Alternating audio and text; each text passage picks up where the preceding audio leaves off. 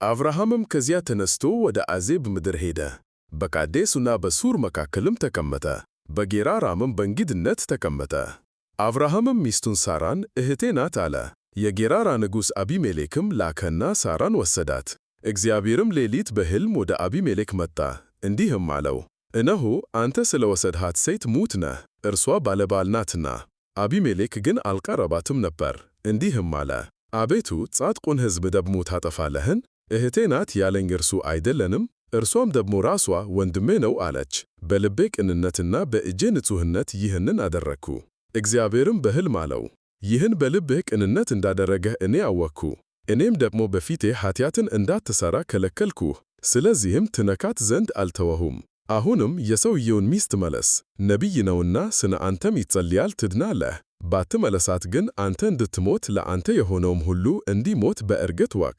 አቢሜሌክም በነገታው ማለደ፣ ባሪያዎቹንም ሁሉ ጠራ፣ ይህንንም ነገር ሁሉ በጆሮአቸው ተናገረ። ሰዎቹም እጅግ ፈሩ። አቢሜሌክም አብርሃምን ጠርቶ አለው፣ ይህ ያደረገህብን ምንድር ነው? ምንስ ክፉ ሠራሁብህ? በእኔና በመንግሥቴ ላይ ትልቅ ኃጢአት አውርደሃልና ማይገማ ሥራ በእኔ ሠራህብን። አቢሜሌክም አብርሃምን አለው፣ ይህን ማድረግህ ምን አይተህ ነው? አብርሃምም አለ፣ በዚህ ስፍራ እግዚአብሔርን መፍራት በእውነት እንደሌለ ለሚስቴም ሲሉ እንደሚገድሉኝ ስላሰብኩ ነው። እርሷም ደግሞ በእውነት እህቴ ናት፣ የእናቴ ልጅ አይደለችም እንጂ የአባቴ ልጅ ናት፣ ለእኔም ሚስት ሆነች።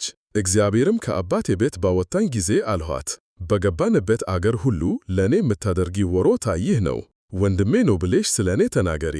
አቢሜሌክም በጎችና ላሞችን ወንዶችና ሴቶች ባሪያዎችን አመጣ፣ ለአብርሃምም ሰጠው። ሚስቱን ሳራንም መለሰለት። አቢሜሌክ እነሆ ምድሪ በፊትህ ናት፣ በወደደኸው ተቀመጥ አለ። ሳራንም አላት፣ እነሆ ለወንድምሽ 1000 ሚዛን ብር ሰጠሁት። ያም እነሆ ከአንቺ ጋር ባሉት ሁሉ ፊት የዓይኖች መሸፈኛ ይሁንሽ፣ ጽድቅሽ ለሰዎች ሁሉ ተገልጧልና። አብርሃምም ወደ እግዚአብሔር ጸለየ።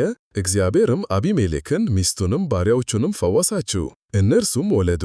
እግዚአብሔር በአብርሃም ሚስት በሳራ ምክንያት በአቢሜሌክ ቤት ማኅፀኖችን ሁሉ በፍጹም ዘግቶ ነበርና።